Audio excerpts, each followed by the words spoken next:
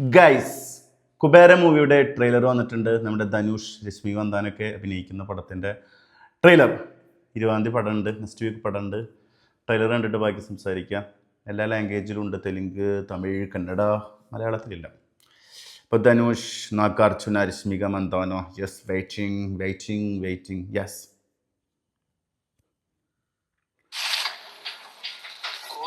கோடி எவ்வளோ சார்? கோயிலுங்கிறது சாதாரண விஷயம் இல்லை. ஆள்ற அரசாங்கத்தையே தூக்கி அடிச்சுட்டு புது அரசாங்கத்தை உருவாக்குற பவர்ஃபுல்லான விஷயம். எனக்கு வேணும் சித்தப்பாச்சி. சங்கர் கௌமரா ஃபிலிம். இந்த நாட்டில் பணமும் பவர் எல்லாம் வேலை செய்யுது. நீதி நியாயம் இல்லை. இது சரித்திரம். நீதியும் நியாயம் இல்லை, சரித்திரம்.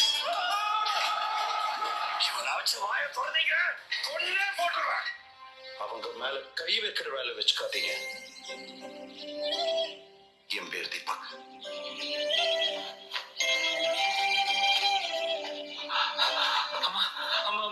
எதுக்கு ஏன் பின்னால வந்து உயிரை வாங்குற? உங்களை தவிர யாரும் தெரியாது மேடம். உன் சாவு நீ சாவு, என் சாவு நான் சாவுறேன்.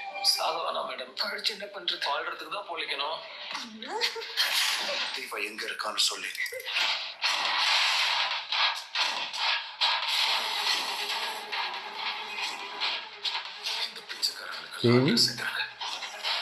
മുംബൈ.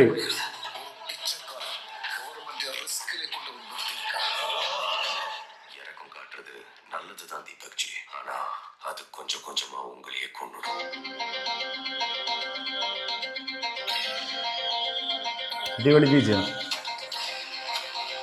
பணம், பவர், கோட்டு எல்லாம் அவங்க கையில தான் இருக்கு. இந்த உலகம் பூரா அவங்க தான். இந்த உலகம் அவங்களோடது மட்டும் இல்ல மேடம். எஸ். என் உலகமும் இதுதான். நீங்க சொன்ன காசு, போலீஸ் எதுவுமே அவங்க கிட்ட இருக்காது.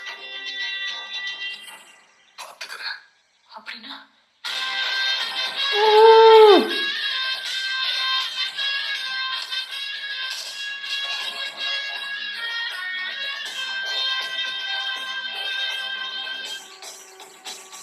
കുബേര പേര് തന്നെ. ഇത് മൊരിയും ഇതൊരു ഒന്നൊന്നര സാധനമാണ് കേട്ടോ. പണം, പവർ എല്ലാം അവർ മാതിരി അവരുടെ കയ്യിലിருக்கு. இந்த உலகம் முதல் இந்த உலகம் എനിക്ക് അവകാശപ്പെട്ടത്. സംഭവം ദീപക്, നാഗാർജുനൻ, ധനുഷ് എൻ്റെ അടുത്ത് എത്തിപ്പെടുന്നു. അതിനൊരു റീസൺ ഉണ്ട്. രശ്മി മന്ദാന ലവറാന്ന് തോന്നുന്നു. ബെസ്റ്റ് ലവർ തന്നെ ആയിരിക്കണം.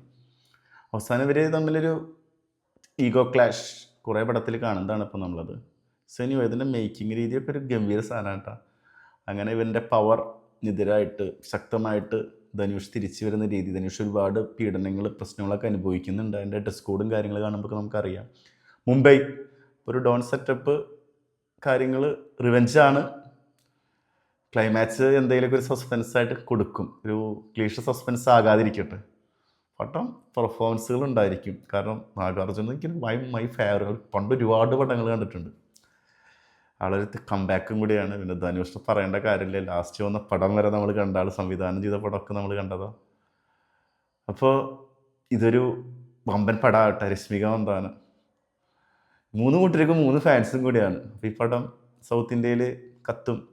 നല്ല പോസിറ്റീവ് അഭിപ്രായം വന്നാൽ നമ്മുടെ കൊച്ചു കേരളത്തിലും കത്തും. യാതൊരു സംശയം വേണ്ട.